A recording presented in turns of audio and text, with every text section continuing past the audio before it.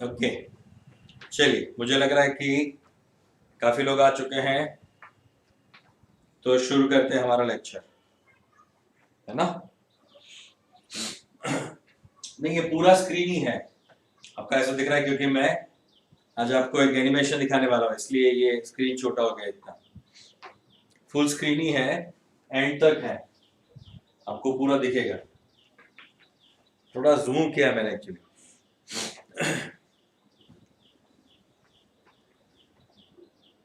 ठीक है, चलिए।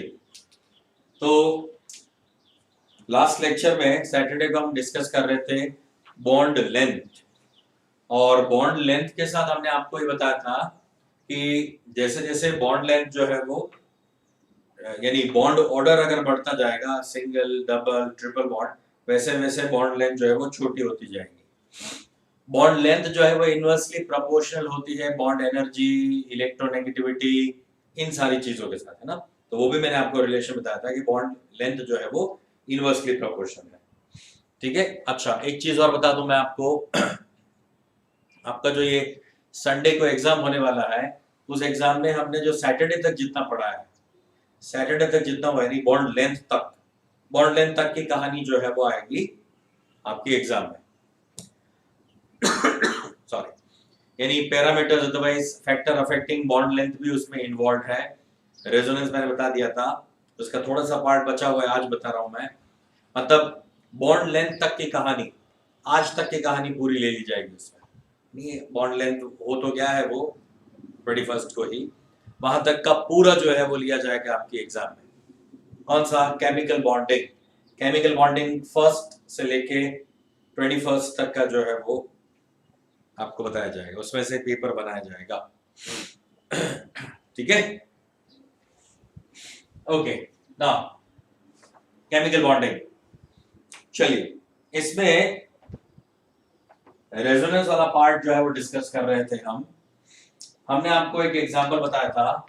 हमने बताया था कि अगर हमारे पास कंपाउंड है CH2 double bond CH single bond CH double bond CH2, तो इसमें होता यह है ओरिजिनली कि हर एक कार्बन के पास अपनी एक pz ऑर्बिटल जो है वो एम्प्टी pz ऑर्बिटल होती है, या फिर एक वैकेंट ऑर्बिटल होती है यहाँ पे pz, जिसके पास एक एक इलेक्ट्रॉन है या फिर अनपेड इलेक्ट्रॉन है यहाँ पे। ठीक है, और क्या होता है कि ये अनपेड इलेक्ट्रॉन्स के बीच में क्या होता है, यहाँ पे ओवरलैपिंग होती है, इसलिए क्या बनता है, यहाँ पे पाई बॉन्ड बनता है। और पाई बॉन्ड जो है वो एक ही है, वो तो सिलिंड्रिकल है, और ऊपर और नीचे ये घूमता रहता है।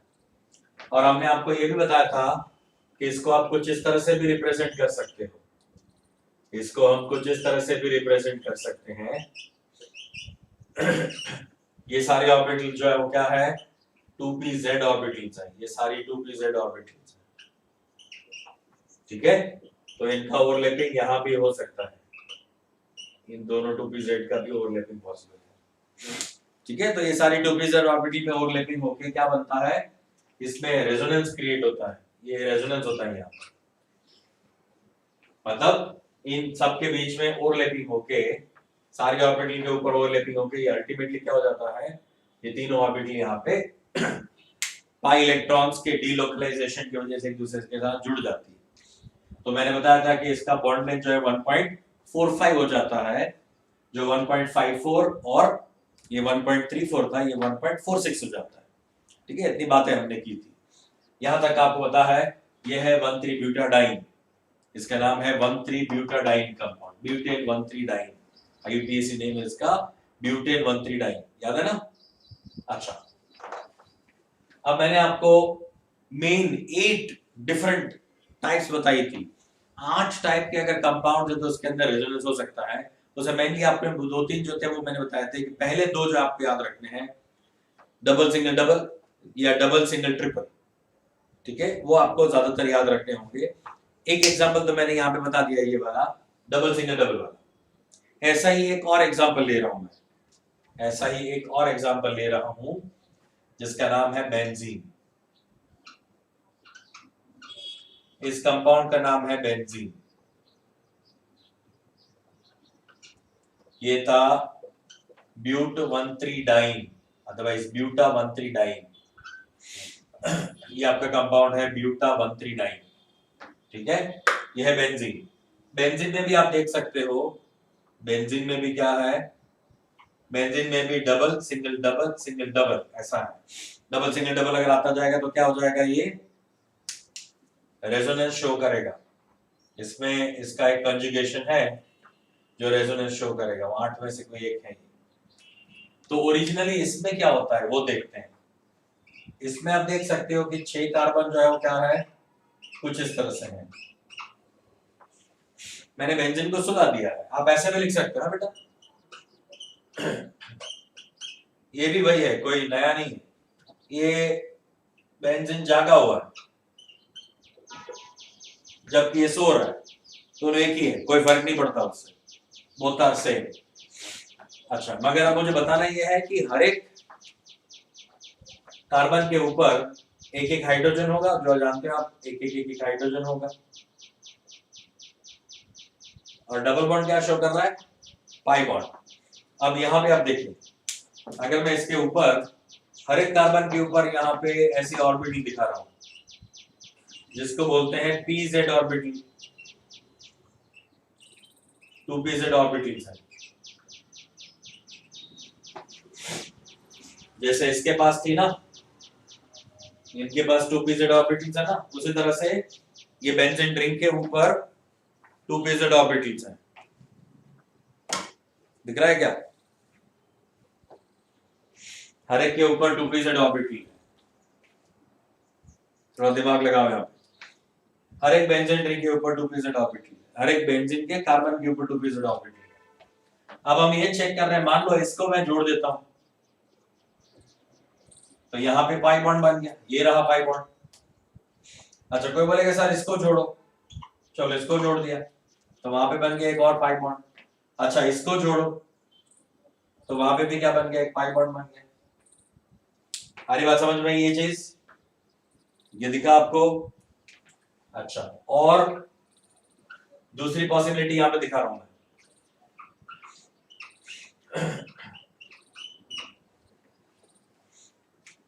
इसके ऊपर भी यहां भी क्या होगा, ये 2pz ऑर्बिटल्स होंगी, इन हर एक कार्बन के ऊपर भी 2pz ऑर्बिटल्स होंगी, ठीक है। थोड़ा ध्यान देने की कोशिश करो, थोड़ा जूम करो वगैरह करो, कुछ भी। आपको यहाँ पे 6 और 2pz ऑर्बिटल दिख रही है। तो ऐसा जरूरी तो नहीं है कि ये 1 2 3 4 5 6 इसके बीच में इसके बीच में इसके बीच में हो जाए बॉन्डिंग, यहां भी हो सकता है। ये पाई बॉन्ड बन गया, ये भी हो सकता है, या फिर ये भी हो सकता है। अगर मैं हर एक को नंबर दे दूं, ये नंबर 1 है, ये नंबर 2 है, ये नंबर 3, ये नंबर 4, ये नंबर 5 और ये नंबर 6, ये 1 2 3 4 5 6 है। तो यहाँ पे 2 3 के बीच में, 4 5 के बीच में, 6 1 के बीच में, यहाँ पे क्या होगा 1 2 3 4 5 एंड 6। यहाँ पे क्या है 1 2 के बीच में, 2 3 के बीच, 3 4 के बीच में, 5 6 के बीच में डबल बॉन्ड है ना। ये क्लियर है। वापस देखो, बेंजीन में 6 कार्बन है तो मैंने पहले 6 कार्बन बनाए और हर एक कार्बन के ऊपर हमने क्या कर दिया, एक एक 2pz ऑर्बिटल लिखा दी। क्यों, क्योंकि बेंजीन का हर एक कार्बन sp2 हाइब्रिडाइज्ड है, जिसके साथ डबल बॉन्ड होता है वो sp2 हाइब्रिडाइज्ड होता है, ट्रिपल बॉन्ड होता है वो sp होता है, सारे सिंगल बॉन्ड sp3 होता है, ठीक है। चलो वापस रिपीट कर रहा हूं मैं, ये हर एक कार्बन के ऊपर क्या होगा, 2pz ऑर्बिटल होगी, इतना क्लियर है। हर एक कार्बन के ऊपर 2pz ऑर्बिटल है, वो क्लियर है बराबर से दिमाग में। हर एक कार्बन के ऊपर 2pz ऑर्बिटल, क्लियर, यस। अब जैसे यहां पे जो 2pz ऑर्बिटल थी वो यहां पे ओवरलैप हुई थी, यानी एडजेसेंट कार्बन, पास पास वाले कार्बन पे इलेक्ट्रॉन्स जो है वो क्या होते थे, ओवरलैप होते थे। यहाँ पे ये साइड वाइज ओवरलैपिंग करेगा ना, साइड वाइज ओवरलैपिंग करेगा तभी तो क्या बनेगा, पाई बॉन्ड बनेगा। तो यहाँ पे साइड वाइज ओवरलैपिंग, यहाँ पे साइड वाइज ओवरलैपिंग, ठीक है। तो यहाँ पे मैंने वो किया कि इन दोनों के बीच में ओवरलैपिंग कराया, इन दोनों के बीच में ओवरलैपिंग कराया मैंने 2-3 के बीच में। अच्छा 4-5 के बीच में भी कर सकते हैं, या फिर इसके बगल बगल वाले ये 1-6 के बीच में भी कर सकते हैं, मगर ऐसा कोई कंपलसरी नहीं है ना। वो तो यहां भी हो सकता है, यानी 1-2 के बीच में भी हो सकता है, 3-4 के बीच में भी, और 5-6 के बीच में भी हो सकता है, ऑल्टरनेट। ये मैंने 2-3-4-5-6-1 लिया, वो वहां पे जाके क्या हो सकता है 1-2-3-4-5-6 भी हो सकता है। मतलब ये दोनों पॉसिबिलिटीज हैं, ये दोनों पॉसिबिलिटीज हैं, मगर बेंजीन के एक्चुअल स्ट्रक्चर ऐसा होता ही नहीं, ये दोनों इनकरेक्ट स्ट्रक्चर है। तो एक्चुअल स्ट्रक्चर कैसा होता है, एक्चुअल स्ट्रक्चर इन दोनों का कॉम्बिनेशन वाला होता है। कैसा दिख रहा है ना, ये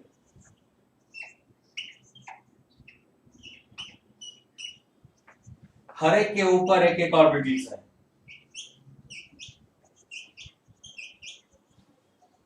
ठीक है, हर एक के पास 2pz ऑर्बिटल है, और ये सारी ऑर्बिटल एक दूसरे के साथ जुड़ी हुई है। ऐसा आप कभी नहीं बोल सकते कि सिर्फ दो के बीच में ही है, होता दो के बीच में ही है, यहाँ पे दो के बीच में ओवरलैप होके पाई बॉन्ड बनता है, मगर वो क्या होता रहता है, शिफ्ट होता रहता है। यहाँ पे पाई बॉन्ड है, इसमें यहाँ पे आ गया, इसमें यहाँ पे आ गया, इसमें यहाँ पे आ गया, इसमें यहाँ पे आ गया, वापस यहाँ पे आ गया। मतलब ये दोनों क्या हो रहे हैं, एक दूसरे में इंटर कन्वर्ट हो रहे हैं, कभी यहाँ पे पाई बॉन्ड, कभी यहाँ पे पाई बॉन्ड, कभी यहाँ पे पाई बॉन्ड, कभी यहाँ पे पाई बॉन्ड, मतलब ये हो रहे हैं इंटर कन्वर्जन हो रहे हैं इनके बीच में। तो अल्टीमेटली क्या हो गया, इसके ऊपर ही एक क्या हो जाएगा, यहाँ पे पाई इलेक्ट्रॉन का क्लाउड हो जाएगा, यहाँ पे एक क्लाउड हो जाएगा। क्यों, क्योंकि वहां पे इलेक्ट्रॉन डीलोकलाइज्ड है, यहाँ पे ऊपर वाले एरिया में इलेक्ट्रॉन्स घूम रहे हैं। ओरिजिनली है क्या, ये एक प्लेन है, ये कार्बन का 6 कार्बन का यहाँ पे प्लेन है, उस प्लेन के ऊपर यहाँ पे ये सारी ऑर्बिटल जैसे pz ऑर्बिटल्स है, ये वाली एक ऑर्बिटल, ये वाली एक ऑर्बिटल, इसके परपेंडिकुलर ये सारी ऑर्बिटल्स है, ये सारी इस तरह से ऑर्बिटल्स है 6, ये तो मैंने 4 दिखाई है, ऐसे 6 ऑर्बिटल्स है, यहाँ पे यहाँ पे।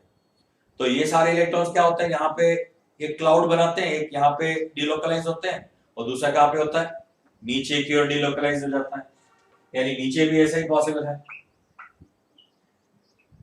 ठीक है। मगर एक्चुअली ये क्या है, पाई बॉन्ड का ही क्लाउड है, यानी पाई इलेक्ट्रॉन्स का क्लाउड है।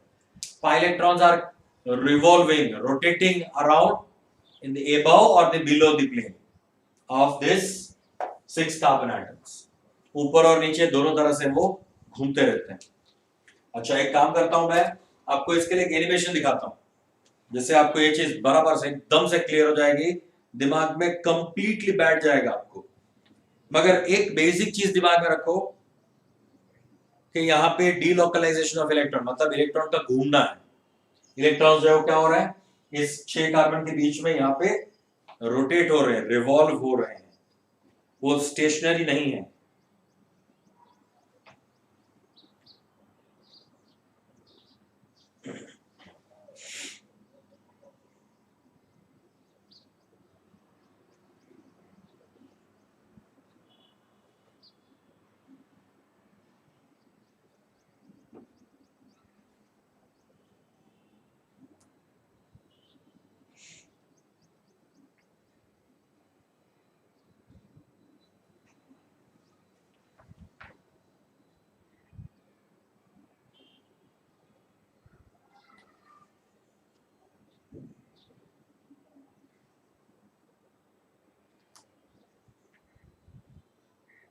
ओके देखिए, अभी आपकी स्क्रीन के ऊपर एक पिक्चर दिख रही होगी, जिसमें बीच में carbon single bond carbon single bond carbon, एक हेक्सागोन दिख रहा है आपको, बेंजीन वाला, है ना। और अब मैं उसको प्ले कर रहा हूं,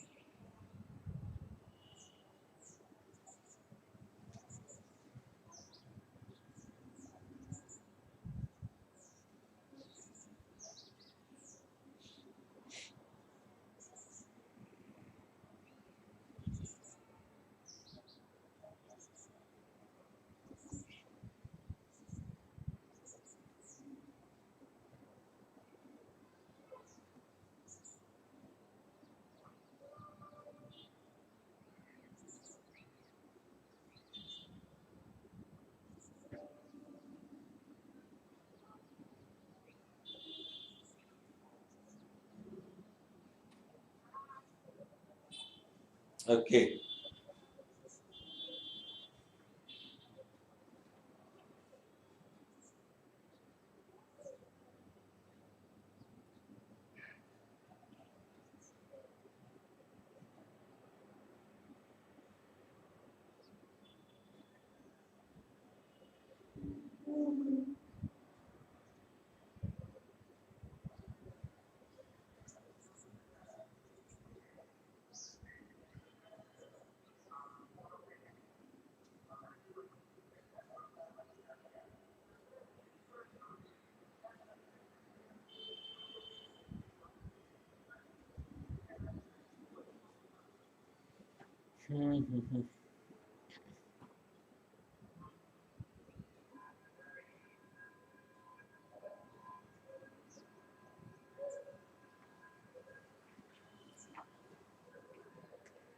वन सेकेंड। हाँ, इसका कनेक्शन नहीं हो रहा है, नेट नहीं चल रहा है इसका।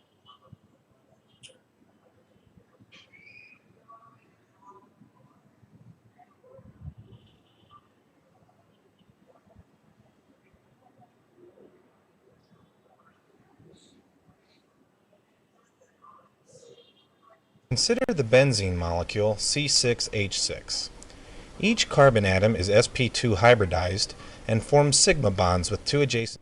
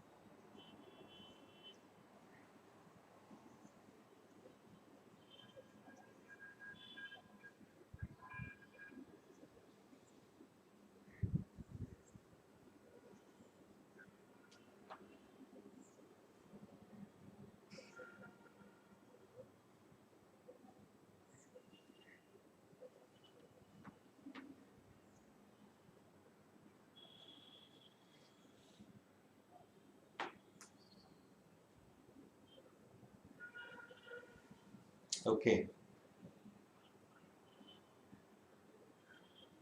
चलिए, अब देखिए, अब आपके स्क्रीन पे एक वीडियो चल रही है, वो देखिए आप।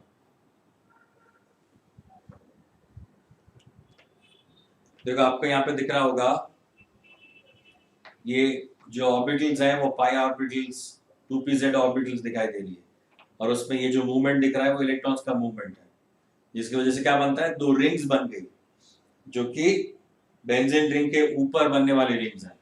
अगेन वापस देखिए, यहाँ पे पहले ये 2pz ऑर्बिटल जो है उसका ये पिक्चर दिखाया, और ये बता रहा है कि उसमें इलेक्ट्रॉन्स रोटेट हो रहे हैं, रिवॉल्व हो रहे हैं।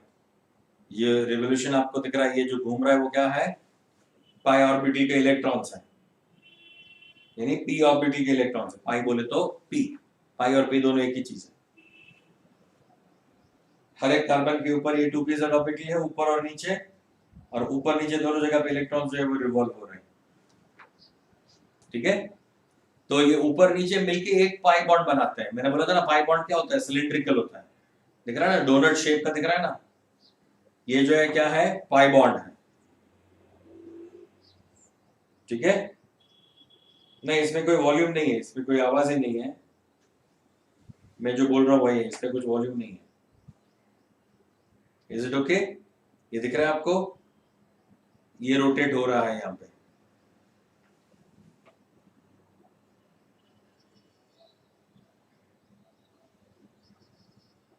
टायर जैसा जो शेप बन रहा है ना, वो इलेक्ट्रॉन्स का पाथ है, वो इलेक्ट्रॉन्स के मिलने की प्रोबेबिलिटी है, उसका वो पाथ है, वहां पे इलेक्ट्रॉन्स घूम रहे हैं, तो उस वजह से क्या बन रहा है, ऐसा एक पाथ दिख रहा है। ठीक है, चलो इसको एक और तरह से दिखाता हूं आपको, एक और तरह से देखते हैं। देखो, ये देखिए C6H6 ये बेंजीन है, उसके साथ जो ग्रे है वो कार्बन है और उसके साथ येलो डॉट थे वो हाइड्रोजन थे। ये सारे जो ऑर्बिटल्स है वो क्या है, 2pz ऑर्बिटल्स हैं। इन 2pz ऑर्बिटल को क्या हो रहा है, ओवरलैप हो रही है, सारी 2pz ऑर्बिटल्स हैं, तो उसका ओवरलैपिंग हुआ तो क्या बना, पाई बॉन्ड। ये दो पाई बॉन्ड नहीं है बेटा, एक ही पाई बॉन्ड है।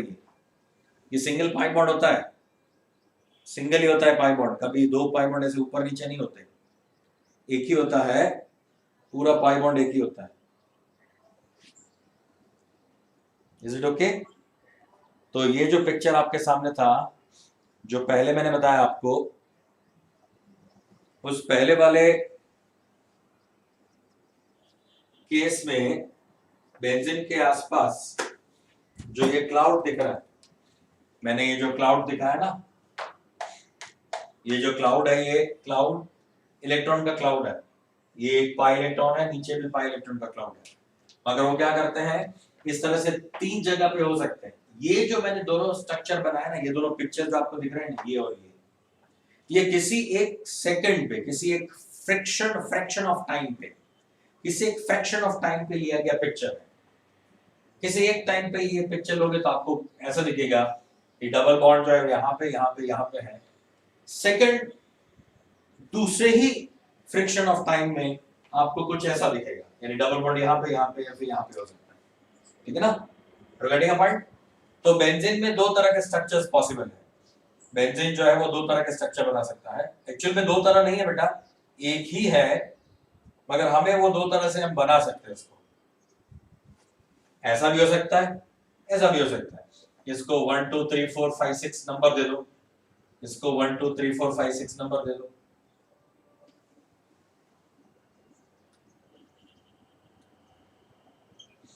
इसमें क्या हो गया, ये जो आपके कार्बन है यहाँ पे 2 3 4 5 और 5 6 के बीच में है, यहाँ पे 1 2 3 4 5 6 के बीच में बॉन्ड बन रहा है। ये बॉन्ड फॉर्मेशन कैसा है, ये वाला स्ट्रक्चर इसके साथ रिजेंबल है, ये वाला स्ट्रक्चर इसके साथ मैच करता है। तो ये दोनों पॉसिबल स्ट्रक्चर्स हैं बेंजीन के लिए। आई ना बात समझ में, राइट? तो अब इसको अगर जोड़ के देखा जाए, हम अगर बेंजीन को एक मूवमेंट पे देखें, तो मूवमेंट में आपको क्या दिखेगा, ऊपर और नीचे एक रिंग दिखेगी जो कि है पूरा पाई बॉन्ड। ऊपर 3 पाई बॉन्ड की वजह से और नीचे भी उन्हीं 3 पाई बॉन्ड की वजह से क्या होता है, इलेक्ट्रॉन का क्लाउड दिखता है, right? So there are 3 pi bonds in benzene ring. तो इस तरह से 3 पाई बॉन्ड्स होते हैं। तो टोटल 6 पाई बॉन्ड नहीं है बेंजीन में, 3 ही पाई बॉन्ड है, मगर ये 3 pi bond zip zip zip zip zip ऐसे घूमते रहते हैं। और इनका ये घूमने का स्पीड जो है, वो जो दिख रहा था ना आपको ऐसे घूम रहा है ऐसा, ये स्पीड जो होता है ना वो 2000 किलोमीटर पर सेकंड होता है। एक सेकंड में 2000 किलोमीटर की स्पीड से इलेक्ट्रॉन्स घूमते हैं वहां पे। मतलब आपको कभी ऐसा दिखेगा ही नहीं, कभी वो ऐसा नहीं दिखेगा, हमेशा आपको क्या दिखेगा, वो इसी तरह से दिखता है। मतलब ये दोनों स्ट्रक्चर गलत है। जो ओरिजिनली स्ट्रक्चर जो सही में दिखता है वो कौन सा दिखता है, ये नीचे वाला ही दिखता है, क्योंकि आप कभी डिस्टिंग्विश नहीं कर पाओगे। हाँ, मगर जब आपने फोटो लिया तब शायद ये वाला हो सकता है। पता है ना, अभी वो इस पे व्हाट्सएप पे और इंस्टाग्राम वगैरह पे आता है कि एक ऐसा किसी का चेहरा बना होता है, ऐसा फ्रेम होता है और ऐसा चेहरा ऐसे पास होता रहता है ना?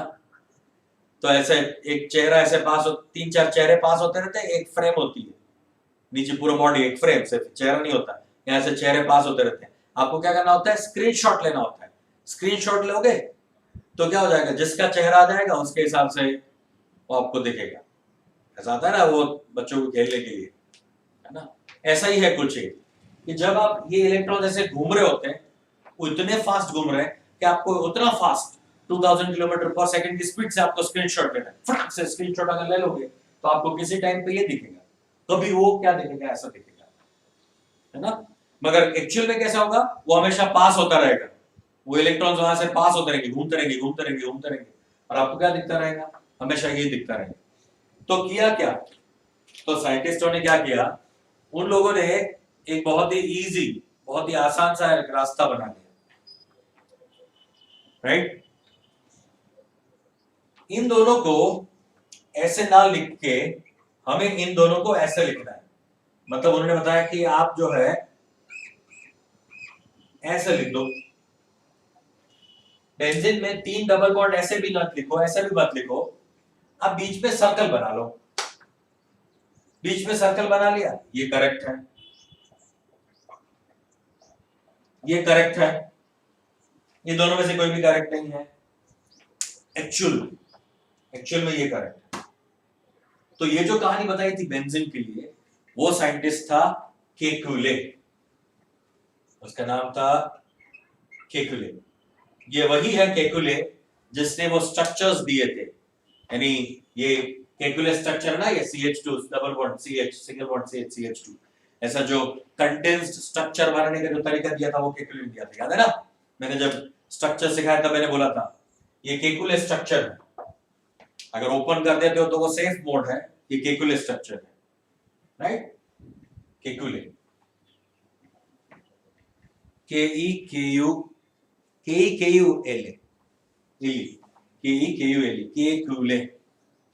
नहीं, केकुले। तो बेंजीन के लिए जो ये बातें बताई थी वो केकुले साइंटिस्ट ने बताई थी। उससे बोला था कि इस तरह से 3 और 3 ऑल्टरनेट में पाई बॉन्ड हो सकते हैं, मगर इसको ऐसा नहीं लिखते, इसको हमेशा कैसे लिखते हैं? सर्कल के फॉर्म में लिखते हैं। क्यों? क्योंकि वो जो रिंग दिख रही थी ना ऊपर नीचे, उसको ये रिप्रेजेंट करता है, ये रिप्रेजेंटेशन है उसका। Got it?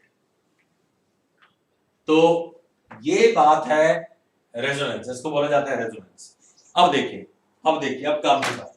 अब इसका हम रेजोनेंस का जो मेन हमारा एम जो था, हमारा मोटिव ये था कि हमें बॉन्ड लेंथ समझनी थी कि बॉन्ड लेंथ क्यों चेंज हो जाती है। तो यहां पे भी मैंने बताया था कि अगर ऐसा स्ट्रक्चर है तो इसका बॉन्ड लेंथ हो जाता है 1.54 एंगस्ट्रॉम, 1.54 एंगस्ट्रॉम, और ये होता है 1.34 एंगस्ट्रॉम, ये होता है 1.34, है ना? और ये भी 1.34 एंगस्ट्रॉम होना चाहिए, मगर ये होता ही नहीं है, ये तीनों में से कोई भी नहीं होता। यहाँ पे हो जाता है 1.46 एंगस्ट्रॉम, सबका 1.46 हो जाता है, याद है ना? मैंने ये डेटा बताया था आपको, 1.46 एंगस्ट्रॉम। क्लियर है? तो ये हुआ क्यों? ये हुआ इन इलेक्ट्रॉन्स के मूवमेंट की वजह से, इलेक्ट्रॉन के रोटेशन की वजह से। मतलब कभी यहाँ पे डबल बॉन्ड होता है, कभी सिंगल बॉन्ड होता है, कभी डबल बॉन्ड होता है, कभी वहां पे सिंगल डबल सिंगल, यानी डबल बॉन्ड और सिंगल बॉन्ड रहता ही नहीं है, वो उसके बीच में कहीं आ जाता है। सेम वे आपने यहाँ पे ये वैल्यूज याद रखी थी, सिंगल डबल ट्रिपल बॉन्ड के, मैंने बोला था वैल्यू याद रख लेना। सेम वे बेंजीन के लिए भी वैल्यू याद रख लो। बेंजीन में भी कभी सिंगल बॉन्ड है तो कभी ये डबल बॉन्ड है, कभी ये डबल बॉन्ड है तो कभी वो सिंगल बॉन्ड है, राइट? कभी तो डबल बॉन्ड लगता है, कभी तो सिंगल बॉन्ड लगता है, कभी तो डबल बॉन्ड लगता है, कभी तो सिंगल बॉन्ड लगता है। तो डबल सिंगल दोनों में से कोई भी नहीं है, उसके बीच का है कुछ। तो यहां पे क्या हो जाता है, बेंजीन में क्या हो जाता है, ओरिजिनली चेक करा तो ये 1.34 होना चाहिए था और ये 1.54 होना चाहिए था, ऐसा होना चाहिए था, मगर है क्या ओरिजिनली इसमें जितने भी बॉन्ड लेंथ है बेंजीन में, all bond lengths become 1.39 angstrom, 1.39 हो जाता है, 1.39, 1.39, 1.39 एंगस्ट्रॉम हो जाता है। ये याद रखना, बेंजीन में ये 1.39 एंगस्ट्रॉम हो जाता है, जबकि ब्यूटा 1,3 डाइन में ये हो जाता है 1.46 एंगस्ट्रॉम। ये डिफरेंट होता है क्योंकि इसमें तो 3 डबल बॉन्ड जो है वो है, 3 डबल बॉन्ड है, तो यहाँ पे तो सिर्फ 2 डबल बॉन्ड है। 3 डबल बॉन्ड तो बॉन्ड लेंथ को और छोटा कर देगा वो, क्योंकि डबल बॉन्ड कैरेक्टर और बढ़ जाएगा। जैसे डबल बॉन्ड कैरेक्टर बढ़ेगा तो साइज क्या हो जाएगा, छोटा। ट्रिपल बॉन्ड कैरेक्टर बढ़ता तो और छोटा हो जाएगा। So do remember this, double bond के बगल वाला single bond double bond character में आ जाता है, सिंगल बॉन्ड के बगल में अगर डबल बॉन्ड है तो डबल बॉन्ड के अंदर सिंगल बॉन्ड कैरेक्टर आ जाता है, दोनों में एक दूसरे का कैरेक्टर मिक्स हो जाता है। और फाइनली तीनों का सेम बॉन्ड लेंथ हो जाता है। यहाँ पे 6 के 6 all the 6 C bond, all the 6 C bond, carbon carbon bond becomes equal. सारे हो जाएंगे 1.39 1.39 1.39 1.39 1.39 angstrom. All are same 1.39 1.39 1.39. Do remember this, याद रखो, रट्टा मार लो, कुछ भी करो।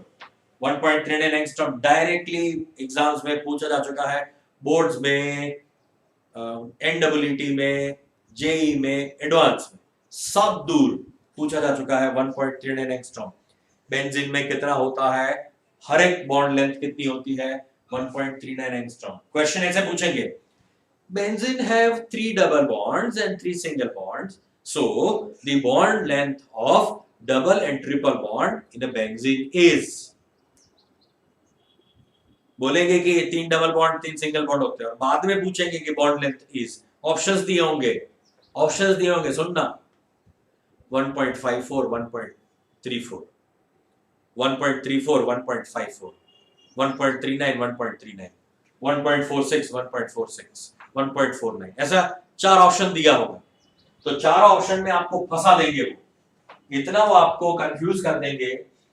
एक ऑप्शन ऐसा दिया होगा 1.54 एंड 1.34, सेकंड ऑप्शन देंगे 1.34 एंड 1.54, एक ऑप्शन देंगे 1.39 एंड 1.39, डी वाला ऑप्शन देंगे 1.46 एंड 1.46। इस तरह से करके आपको 4 ऑप्शन दिए जाएंगे और बोलेंगे कि बेंजीन है 3 carbon carbon single bond and 3 carbon carbon double bond, benzene है 3 carbon carbon single bond and 3 carbon carbon double bond, और ये 4 ऑप्शन दिए जाएंगे। ज्यादातर बच्चे भूल जाते हैं कि बेंजीन में रेजोनेंस होने की वजह से बॉन्ड लेंथ इक्वल हो जाती है, 1.39 इक्वल हो जाती है, मगर एक चीज रट ली होती है, सबने रट्टा मार लिया होता है कि सिंगल बॉन्ड से डबल बॉन्ड छोटा होता है, डबल बॉन्ड से ट्रिपल बॉन्ड और भी छोटा होता है। तो देखेंगे, हाँ, सिंगल बॉन्ड के लिए 1.5 और डबल बॉन्ड के लिए उसकी छोटी वैल्यू जो है 1.34 वो होगा, यानी ए टिक मार्क करके आ जाते हैं। मैं अभी बोल रहा हूं ना, आज अभी इस टाइम पे 10:15 बजे बोल रहा हूं ना मैं, तब भी ऐसा क्वेश्चन जब पूछा जाएगा ना, फिर भी कोई ना कोई घपला मार के आएगा, आप में से कोई ना कोई ऐसा घपला करेगा कि फिर भी ये लिख के आएगा और दिमाग में रखेगा, हाँ सिंगल बॉन्ड है डबल बॉन्ड है, या सिंगल बॉन्ड बड़ा होता है डबल बॉन्ड छोटा होता है, और वो वैल्यू लिख के आ जाएगा। अरे नहीं भगवानों, मैंने बोला ये याद रख लो, वैल्यूज याद रख लो, रट्टा मार लो, कुछ भी करो। Single bond 1.54, double bond 1.34, triple bond 1.20, और बेंजीन में ये हमेशा 1.39 1.39 1.39 1.39 1.39 1.39, जितने भी सिग्मा बॉन्ड है वो सारे bonds, pi bond, sigma bond, जो भी बोलो, बॉन्ड लेंथ यहां पे इक्वल हो जाती है ड्यू टू रेजोनेंस। यहां पे भी बॉन्ड लेंथ इक्वल हो जाती है ड्यू टू रेजोनेंस। क्लियर हुआ, याद रखना। और जिसने इस क्वेश्चन में गलती किया ना अगर, तो पकड़ के पूरा गाल लाल कर दूंगा, जरा भी गलती नहीं होनी चाहिए, ठीक है? क्लियर हो गया इतना? चलिए आगे चले।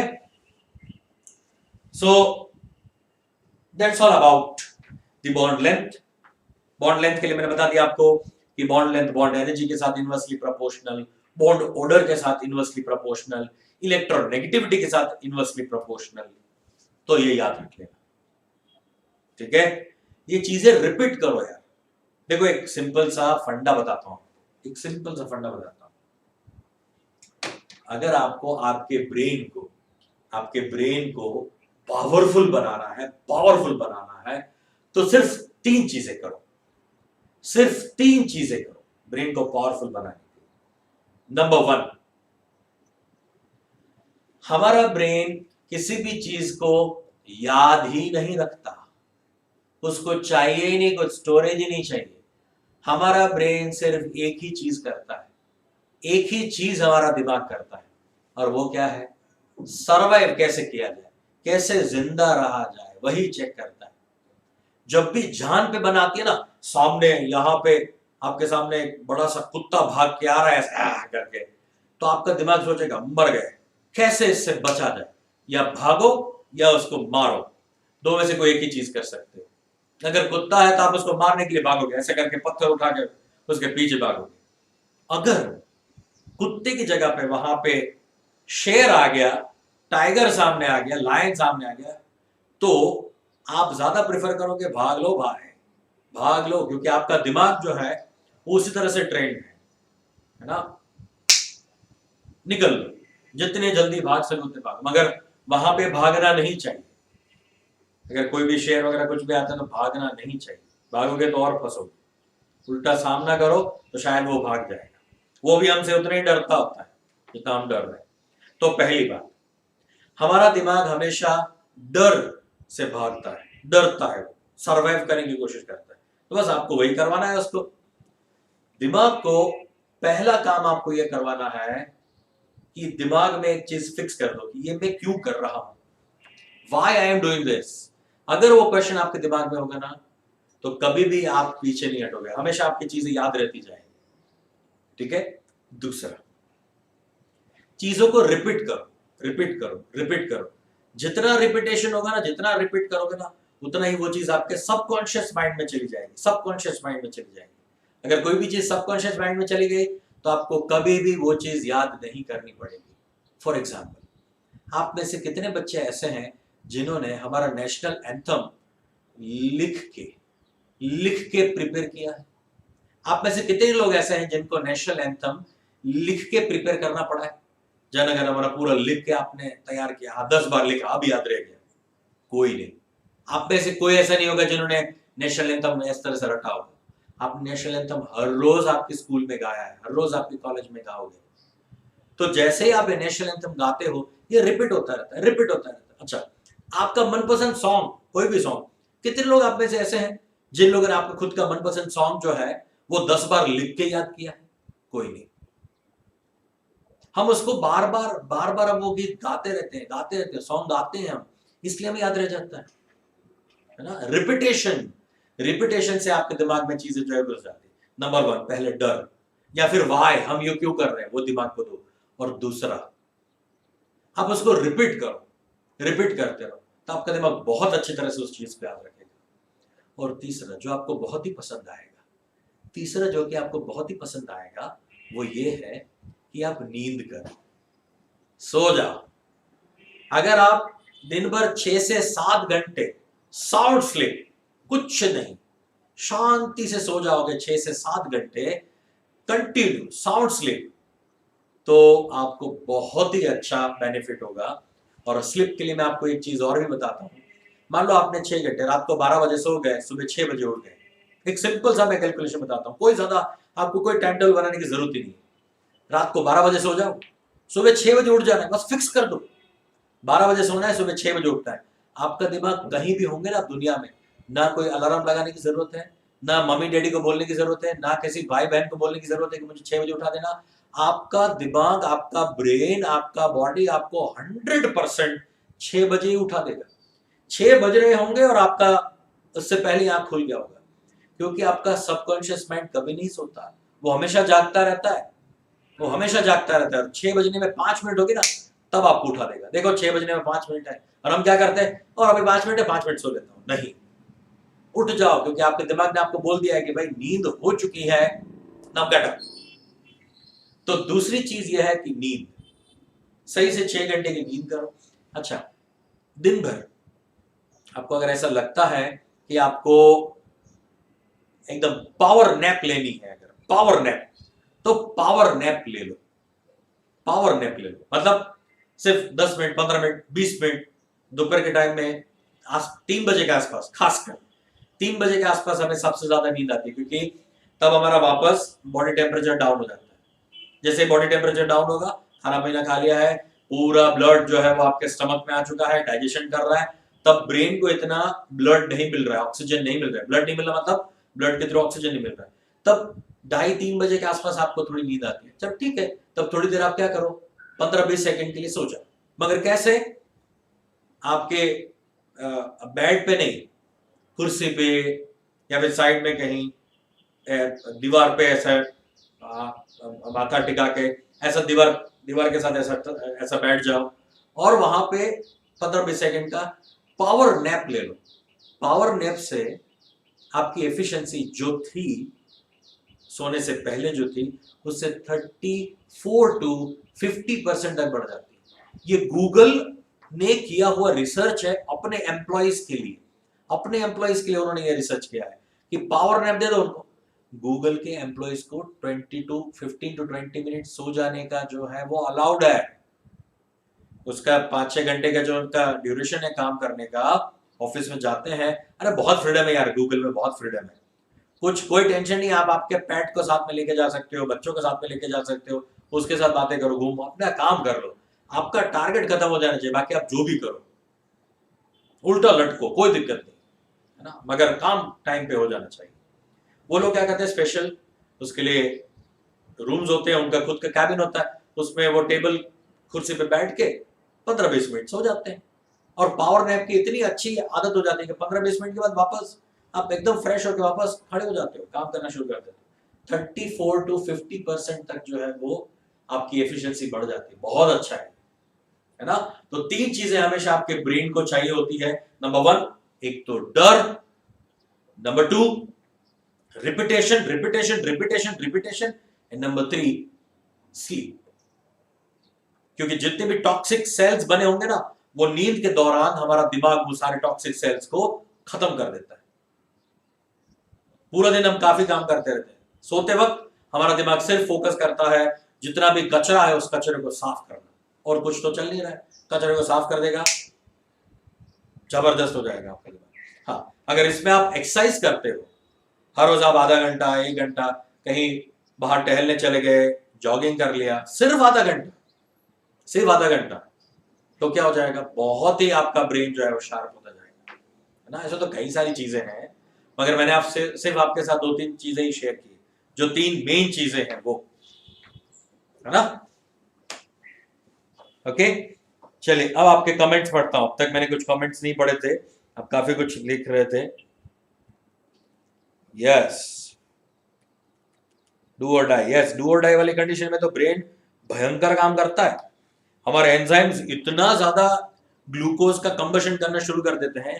तो ऐसे ऐसे किस्से हैं कि लोगों के पीछे कोई ऐसा जानवर जो है, ऐसा कोई जंगली जानवर अगर पीछे भागा हो और वो बंदा पूरा दीवार कूद के चला गया, पूरा दीवार कूद लिया, और वो जंगली जानवर भी सोच रहा होगा, अरे ये इतना सारा कूद गया, मैं भी नहीं कूद पाता हूँ, इतना तो मैं भी जंप नहीं कर पा रहा हूँ, ये साला इतना कूद के चला गया, भयंकर है भाई साहब ये तो, है ना। वो भी डर जाता है। तो हमारे बॉडी के अंदर एकदम से इतना एंजाइम जो है वो काम करना शुरू कर देता है, कंबशन ऑफ ग्लूकोज होना शुरू हो जाता है, और एनर्जी, भयंकर एनर्जी मिल जाती है ना। तो वो मंजुलिका वाला नहीं था, मंजुलिका वाला देखा ना आप लोगों ने, वो है ना, उसमें भी वो पूरा पलंगे से उठा लेती है। तो ऐसा हो जाता है, क्यों, एकदम से इतनी एनर्जी मिल जाती है कि वो एक फ्रिक्शन ऑफ टाइम के लिए, सेकंड्स के लिए, 2-3 सेकंड के लिए वो पूरा उठा सकते हैं, इतनी एनर्जी आ जाती है डू और डाई वाली कंडीशन में। अच्छा हर्षल, ऐसा मेरे साथ भी हुआ, अच्छा तुम्हारे साथ भी हुआ है क्या ऐसा? ठीक है सर, मुझे दोपहर का वक्त नींद नहीं आती है। अच्छा है, कोई दिक्कत नहीं, रात को ज्यादा अच्छे से सो जाओ। मैं सुबह 6:30 बजे उठता हूँ, वेरी नाइस, 5:30 या फिर 6 बजे तक जाग जाता हूँ, वेरी नाइस अमन, वेरी गुड। हाँ ये ट्राई करो अनुजा, अच्छा है, thanks for advice, yes welcome, अच्छा वेलकम सर, ट्राई करते हैं सर, घर में आज भी कुछ भी कर सकता है, सही बात है। टिप्स एंड ट्रिक्स बाय सम्राट सर, थैंक यू। हाँ ऐसा आपको मिलता रहेगा यार। मैंने आपको वो 5 स्टेप रीडिंग टेक्निक भी बताई थी ना, 5 स्टेप रीडिंग टेक्निक भी मैंने बताई थी, किसी भी नए चैप्टर को पढ़ने के लिए कैसे कर सकते हो।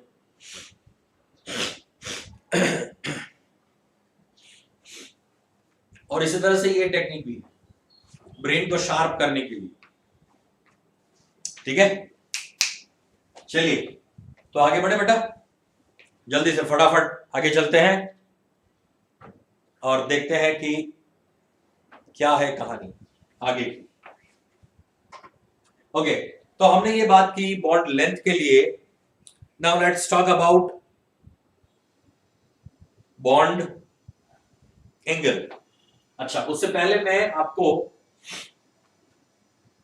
दो तीन चीजें बताना चाहता हूं हाइब्रिडाइजेशन के पॉइंट ऑफ व्यू से। हाइब्रिडाइजेशन मतलब कि डबल सिंगल बॉन्ड के पॉइंट ऑफ व्यू से। हाइब्रिडाइजेशन हमने ऑलरेडी पहले बता दिया है ये चीज, मगर वापस से फटाक से मैं रिपीट कर देता हूं आपको।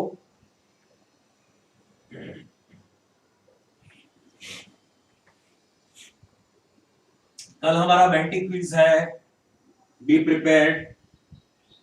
पूरे वीक में, लास्ट वीक में जो मैंने पढ़ाया है वो पूरा हम लेंगे। लास्ट वीक में जो पढ़ाया है वो पूरा एक बार नोट्स बराबर से चेक कर लेना, देख लेना। नोट्स में से लास्ट फ्राइडे सैटरडे में जो हुआ है वो हम थर्सडे को डिस्कस करेंगे, यानी कल हम मेंटिक क्विज ले रहे हैं। और मुझे एक ये भी लग रहा है कि मैं आप लोगों का मेंटिक क्विज का जो है वो थोड़ा टाइम चेंज करना चाहता हूँ। मैं ऐसा चाहता हूँ कि इवनिंग में एक मेंटिक क्विज ले लूँ मैं, क्योंकि एक दिन मुझे बर्बाद करना थोड़ा अच्छा नहीं लग रहा है। तो मंडे ट्यूसडे में ही कहीं मैं एक मेंटिक क्विज ले लूंगा, इवनिंग सेशन में कहीं पे भी, मंडे ट्यूसडे में। वेडनेसडे या थर्सडे वाला थोड़ा हमारा टाइम खराब हो रहा है, 4 ही तो लेक्चर मिल रहे हैं, उसमें से एक मेंटिक में चला जाता है ना, तो 3 में बहुत मजा नहीं आ रहा है, तो हम उसको चेंज करते हैं, है ना। मैं आपको बता दूंगा, कल तो हम कर ही रहे हैं, कल तो मेंटिक करेंगे ही हम, मगर नेक्स्ट वीक से मैं थोड़ा चेंज कर रहा हूँ। Got it? यानी हमारा टाइम भी बर्बाद ना हो और फन ही रहे, राइट। फन भी कम नहीं होना चाहिए और टाइम भी खराब नहीं होना चाहिए। चलिए, तो अभी हम यहां पे स्ट्रक्चर्स बना रहे हैं। अब पे बताना है कि ये 1 2, ये 1 2, ये फर्स्ट है, ये सेकंड है, ये थर्ड है, ये 1 2 3, ये फोर्थ है,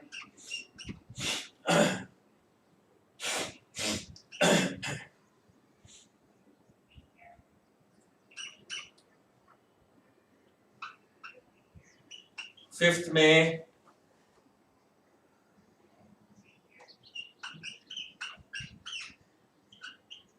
सिक्स्थ एग्जाम्पल ऐसा लिया मैंने,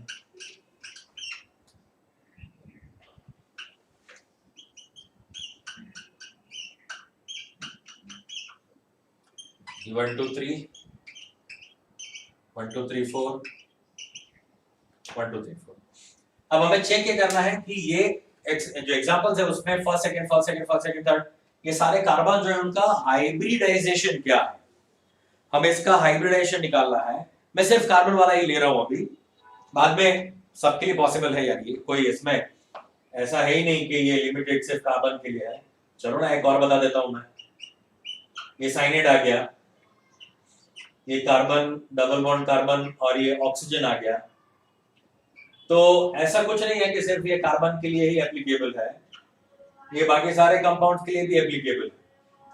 जहां पे भी डबल बॉन्ड होगा या ट्रिपल बॉन्ड होगा उसके अकॉर्डिंगली हम उसका हाइब्रिडाइजेशन बोल सकते हैं।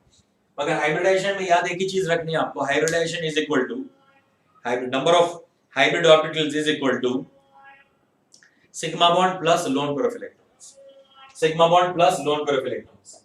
अगर नाइट्रोजन कंटेनिंग या ऑक्सीजन कंटेनिंग कंपाउंड है तो उसमें हमें लोन पेयर ऑफ इलेक्ट्रॉन्स को चेक करना पड़ेगा, कितने आपके पास लोन पेयर ऑफ इलेक्ट्रॉन्स है, उसके अकॉर्डिंगली उसका हाइब्रिडाइजेशन डिसाइड कर सकते हैं। ठीक है, तो पहले ये 1 2 7 करते हैं, बाद में 8 9 10 11 करते हैं। ठीक है, इसमें हर एक कार्बन के लिए हाइब्रिडाइजेशन चेक करते जाओ। चलो 1 2 7 के लिए चेक कर लो।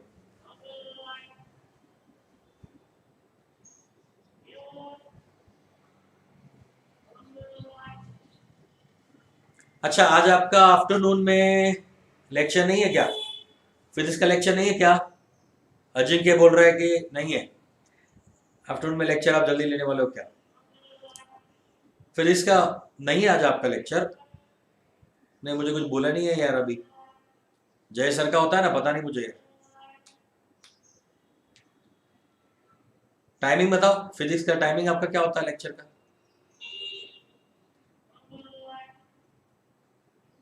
अच्छा सर नहीं है आज। अच्छा, टाइमिंग बताओ फिजिक्स के लेक्चर का टाइमिंग।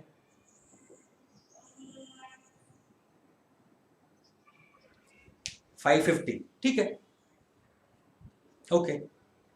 चलो मैं एक बार जय सर के साथ भी बात कर लेता हूँ। Is out of town. अच्छा ऐसा है क्या? उन्होंने बोला था ऐसा आपको कल? ठीक है ठीक है, चलो। तो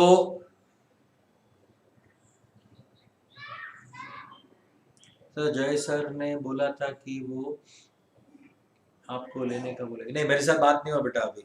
मैं करता हूँ, चलो उनको कॉल करके पूछ लेता हूँ। Sir is out of town, ठीक है। अगर ऐसा है तो मैं 5:30 बजे ले लूंगा। 5:30 to 6:30 आप जल्दी फ्री हो जाएंगे, है ना? तो मैं 1 घंटा पहले ले लेता हूँ, मुझे दिक्कत नहीं है। 5:30 6:30 ले लूंगा। चलो मैं एक बार जय सर के साथ कंफर्म करके बात करके, क्योंकि अगर वो हैं और लेना चाहते हैं तो हम कुछ नहीं कर सकते ना। ठीक है, कोई दिक्कत नहीं। अगर है तो 5:30 बजे मैं लिंक डाल दूंगा, फिजिक्स की जगह पे केमिस्ट्री का लिंक आ जाएगा, है ना? सो बी प्रिपेयर, हम आज लेने वाले हैं, तो फिर 5:30 बजे ले लेंगे। Got it? चलिए फाइन, फटाफट इसको सॉल्व करो। चलो बच्चों, इसको सॉल्व करो बेटा, जल्दी से।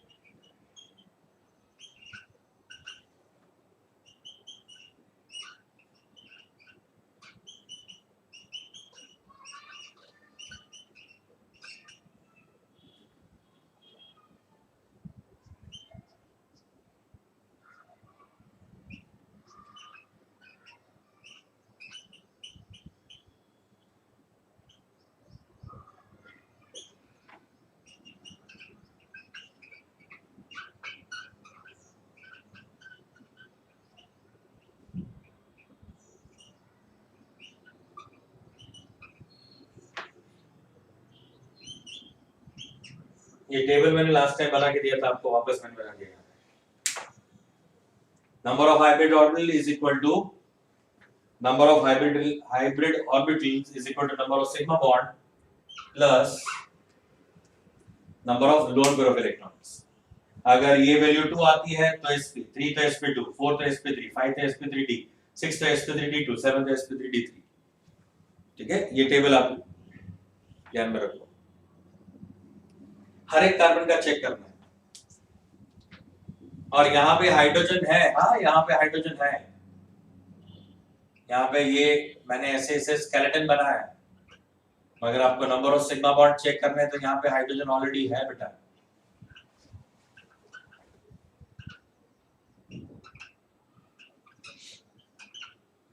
परेशान मत हो जाना, यहाँ पे सिग्मा बॉन्ड कैसे हो गए, हम कैसे काउंट करेंगे.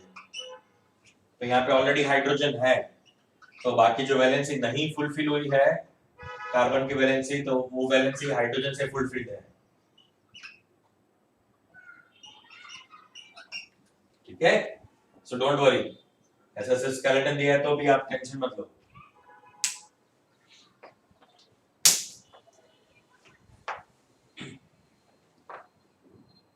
चलो इसको देखते हैं फटाफट.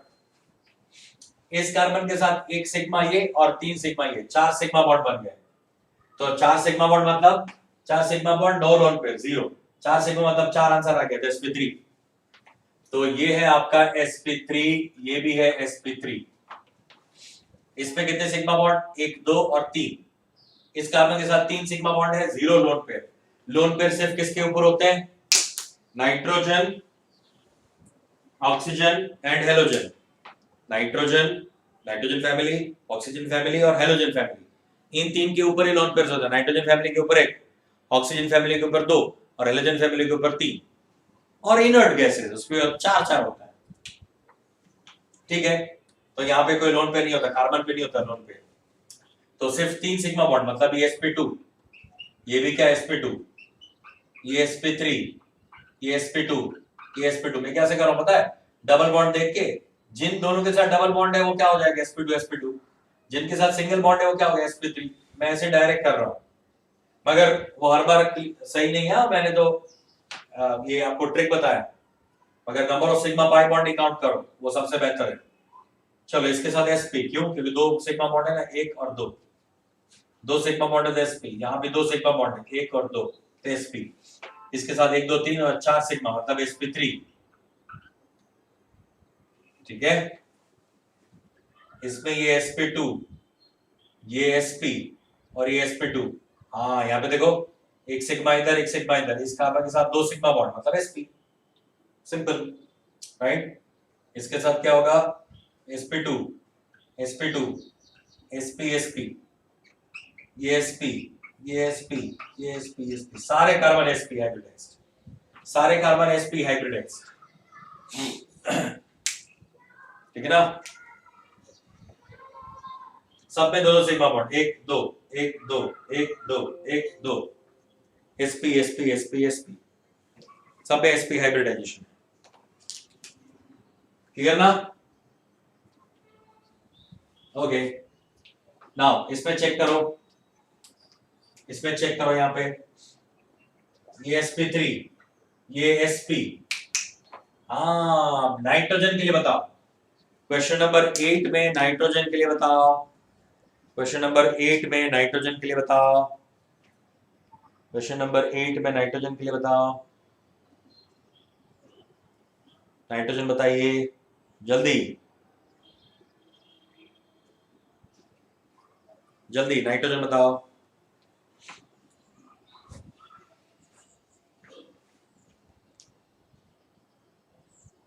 हाँ, इसका डीबी भेजता हूँ, चलो करते हैं, इसका डीबी भेजता हूँ.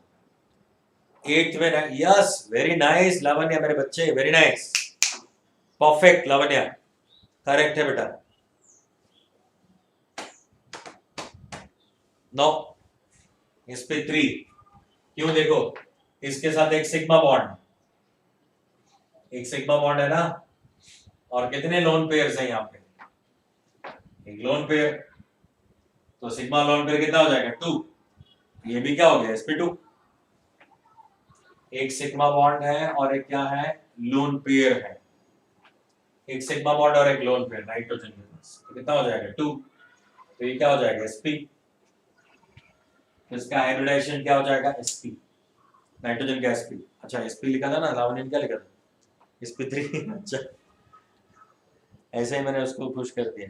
अरे मेरे बच्चे sp नहीं sp3 लिखा, अच्छा sp होगा sp बेटा, क्योंकि एक सिग्मा और एक लोन पेयर, एक सिग्मा प्लस एक लोन पेयर यानी sp। ये कार्बन हो जाएगा sp2, ये कार्बन हो जाएगा sp2, ये कार्बन हो जाएगा sp2। ऑक्सीजन का बताओ, इस ऑक्सीजन का हाइब्रिडाइजेशन बताओ नाइन्थ में ऑक्सीजन का हाइब्रिडाइजेशन। यहाँ पे आपके पास 2 लोन पेयर से एक सिग्मा बॉन्ड है, 2 लोन पेयर एक सिग्मा, कितना हो जाएगा 3। डबल बॉन्ड दिखा, sp2 डाल दो, डबल बॉन्ड है तो sp2 कर दो, सिंगल बॉन्ड है तो sp, ट्रिपल बॉन्ड तो sp3, सॉरी ट्रिपल बॉन्ड तो sp, सिंगल बॉन्ड तो sp3, single bond sp3, double bond sp2 और ट्रिपल बॉन्ड sp। बस कहानी खत्म। ये क्या हो जाएगा sp2, ये क्या हो जाएगा sp2, डबल बॉन्ड है ना तो sp2, ये बीच वाला क्या हो जाएगा sp। ये याद रखना, क्यों 2 सिग्मा बॉन्ड है ना, बस कार्बन के पास लोन पेयर होते ही नहीं, 2 सिग्मा बॉन्ड sp। ये क्या हो जाएगा sp2, ये कार्बन भी sp2, ये भी sp2, ये भी sp2, सारे एटम sp2 हाइब्रिडाइज्ड। लुक यहाँ पे सारे कार्बन sp थे, यहाँ पे सारे एटम्स sp2।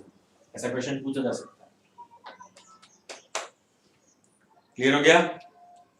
चलो 2 चीजें मैंने लिख के दी है, याद रखना, bond order, bond strength, otherwise bond energy, electronegativity, ये सारी चीजें प्रोपोर्शनल होती है। Bond order, bond strength, electronegativity का डिफरेंस, ये सारी चीजें क्या है प्रोपोर्शनल है। जबकि बॉन्ड लेंथ उसके साथ क्या होता है हमेशा इनवर्सली प्रोपोर्शनल, ये हमेशा होता है इनवर्सली प्रोपोर्शनल। और ये तो मैंने इसको कैलकुलेट करने के आपको फॉर्मूला बता दिया। Got it? 10th में ऑक्सीजन का sp होगा ना, नहीं 10th वाले में नाइट्रोजन पूछ रहे हैं, ऑक्सीजन नाइट्रोजन का sp नहीं होगा, ट्रिपल बॉन्ड नहीं है ना, डबल बॉन्ड है, यानी यहां पे स्टिल अभी भी एक लोन पेयर बचा होगा, एक सिग्मा बॉन्ड और 2 लोन पेयर, ऐसी कंडीशन होगी। 6th वाला एक्सप्लेन करूं, देखो ये डबल बॉन्ड यानी sp2, इसके साथ भी डबल बॉन्ड मतलब sp2 मतलब एक 3 सिग्मा, इसके साथ भी 1 2 3 सिग्मा, इसके साथ 1 और 2 सिग्मा, इसके साथ भी 2 सिग्मा मतलब sp। तो 6th वाले में मैं यहाँ पे वापस लिख देता हूँ, देखो